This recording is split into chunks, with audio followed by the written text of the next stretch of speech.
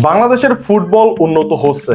একসময় বাংলাদেশের ফুটবল নিয়ে কারো কোনো মাথা ব্যথাই ছিল না, কেউ কিন্তু চিন্তাই করেনি বাংলাদেশের ফুটবল টিম নিয়ে। কিন্তু এখন সময়টা পাল্টেছে, মানুষ কিন্তু বাংলাদেশের ফুটবল নিয়ে অনেকটা আশার আলো দেখছে এবং বাংলাদেশের ফুটবলকে কেন্দ্র করে বাংলাদেশ ফুটবল ফেডারেশন নানা রকম রাজকীয় আয়োজন করছে আগামী সিঙ্গাপুর এবং বাংলাদেশের ম্যাচকে কেন্দ্র করে।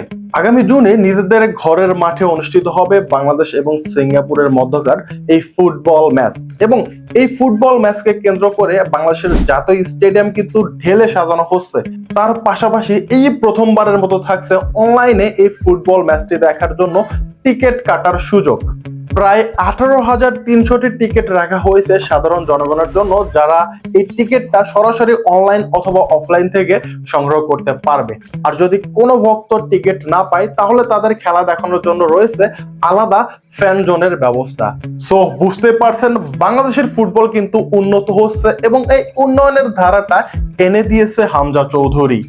অন্যদিকে হামজা চৌধুরীকে দেখে বাংলাদেশের বিভিন্ন প্রবাসী ফুটবলাররা কিন্তু আগ্রহ বোধ করছে বাংলাদেশ টিমে খেলার জন্য। তার মধ্যে সামিদ সোম, ফাহমিদুল ইসলাম, কিউবা মিসেল। অন্যদিকে আমরা কিন্তু কুইন সুলেভানের অপেক্ষায়। হামজা আসার পর বাংলাদেশের ফুটবল উন্নত হচ্ছে এবং একই সাথে বেড়েছে বাংলাদেশের সাধারণ ফুটবল প্রেমী মানুষের উন্মাদনা। আর এই উন্মাদনার আমরা চূড়ান্ত পর্যায়ে দেখতে পারবো আগামী জুনে বাংলাদেশ এবং সিঙ্গাপুরের ম্যাচকে কেন্দ্র করে। বাংলাদেশ এখন সাউথ এশিয়ার যে কোনো ফুটবল টিমের সাথেই চোখে চোখ রেখে মাঠে লড়াই করতে জানে। আর এই লড়াইটা শুরু করে দিয়েছে আমাদের হামজা চৌধুরী।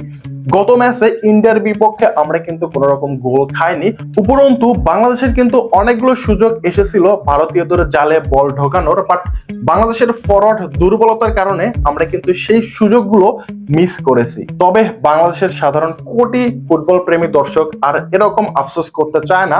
আগামী জুনে অনুষ্ঠিত হবে বাংলাদেশ এবং সিঙ্গাপুরের মধ্যকার ফুটবল ম্যাচ এবং এই ম্যাচে আশা করি বাংলাদেশ তাদের আগের দুর্বলতাগুলো কাটিয়ে একটা ভালো টিম নিয়ে মাঠে নামবে। সো আমরা কিন্তু বাংলাদেশ এবং সিঙ্গাপুর মধ্যকার এই ম্যাচের টিকিট সরাসরি অনলাইনে পেয়ে যাব এবং অনলাইনের টিকিট ছাড়ার সাথে সাথেই আমি আপনাদেরকে জানিয়ে দিব, দেন আপনারা সরাসরি অনলাইন থেকে টিকিট কাটতে পারবেন। আর যদি টিকিট না পান তাহলে কিন্তু চিন্তার কোনো কারণ নেই, আপনারা কিন্তু মাঠে গিয়ে সরাসরি টিকিট কাটতে পারবেন, অথবা আপনারা যারা একেবারে টিকিট পাবেন না তাদের জন্য কিন্তু আলাদা ফ্যান জোনের ব্যবস্থা থাকবে যেখান থেকে আপনি খেলা দেখতে পারবেন। সো আপাতত এটাই ছিল আপডেট। দেখা যাক আসলেই আমরা টিকিটটা অনলাইনে কাটতে পারি কিনা এবং বাংলাদেশ এবং সিঙ্গাপুরের মধ্যকার এই ম্যাচটি কেমন হতে পারে আপনারা চাইলে কমেন্টে জানিয়ে দিতে পারেন। তো সবাই ভালো থাকবেন, ধন্যবাদ সবাইকে, আর একটা সাবস্ক্রাইব করে দেবেন।